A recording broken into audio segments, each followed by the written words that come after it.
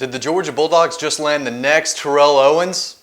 That's what sources told Dawg Post about Georgia's latest commitment. What's going on, guys? Matt DeBary, dawgpost.com, making you a smarter Georgia fan. If you haven't heard by now, Jackson Meeks, three-star wide receiver out of Central High School in Alabama in the Columbus area, committed to the Georgia Bulldogs today. And this is a nice little pickup. You might not know anything about Jackson Meeks. A lot of people don't. He was injured a lot last year as a junior, didn't play much at all. He's finally healthy now, and he's had two monster games to start the 2020 season. And I'll tell you a little story about how I got to know him a little bit. The first season opener game this year, he went against Hoover High School.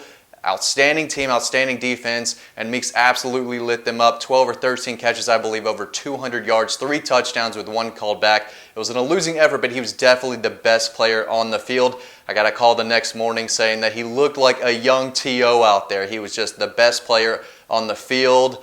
And in a game where there's a lot of talented kids, he was by far the best kid. Physical, big, 6'2", 190 pounds, but he has the speed, the big playability. This kid's fully healthy, and he's absolutely taking over. And again, I got that call the next morning saying Dell McGee extended an offer to him, and I was really surprised that Alabama, Auburn, and a few other schools didn't jump on board because this kid is absolutely dominating, plays at a high school that produced Justin Ross and E.J. Williams, 2 wideouts that went to Clemson, so they know what they're doing, and I was told that he's probably a little better than E.J. Williams, who was a high 4-star kid, top 100 kid who committed to Clemson. And they said he's on the same level as Justin Ross, who, I mean, if you watch college football, the kid has been outstanding for Clemson. So he's a big-time receiver. So this kid might be a 3-star now, but it's because there's not a lot of film out there, and he was injured for most of last year. But that ranking is going to fly up sooner than later as he continues to have this monster senior season here in 2020. So again, up-and-coming prospect, one of the hottest prospects in the country in my eyes. Again, this kid should have a ton of offers. He doesn't. Georgia was his first big offer, and that meant a lot to him. Dell McGee is kind of a legend in the Columbus area, so the fact that he got his first offer from Georgia, from Dell McGee, really went a long way. And I was told when they offered that Georgia was probably the team to beat. I probably talked about him in a couple weeks ago in a video just like this. So if you've been watching these videos, even if you're on Dawg Post on the site, you've heard the name, but again, there's not a lot of film out there. There's not a ton that people know about him just yet, but the Georgia staff likes him. They offered him after 1 game, essentially, and they kept pushing for him. He made his way to Athens for an official visit last weekend with the family,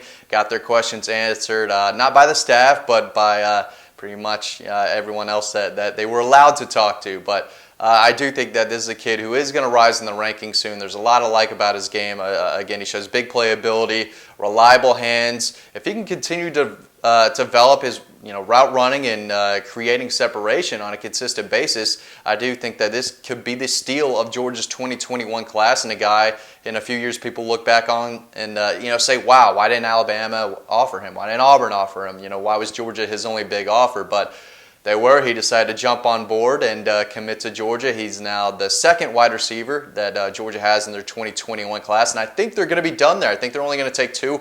We'll see if Adonai Mitchell, the low 4-star, high 3-star receiver, we'll see if he stays on board for the remainder of this class. You see early commitments all the time, and guys decide to open things back up. So there's a possibility that could happen. But right now they've got 2 verbal commitments at receiver in the 21 class, and that could be all they have there. So those are your 2 receivers for now. So guys, I really appreciate y'all watching this video. As always, make sure to stay tuned to the next video coming up right now. And head on over to Dawg Post for more about the Bulldogs, how practice is going, how recruiting is going, and more about Georgia's newest commitment, Jackson Meeks. I'll see you over at the site.